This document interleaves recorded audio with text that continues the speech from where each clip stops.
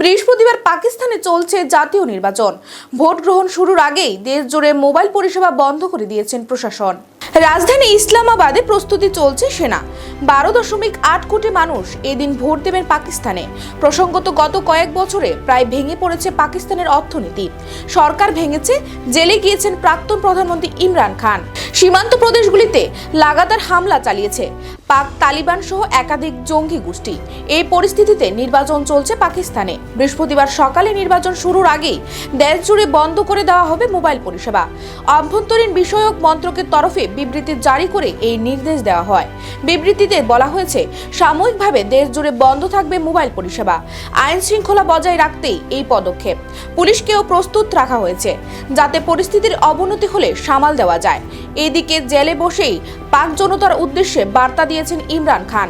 ভোটটাই সবচেয়ে বড় অস্ত্র, সকলে যেন যথাযথভাবে ভোট দেন।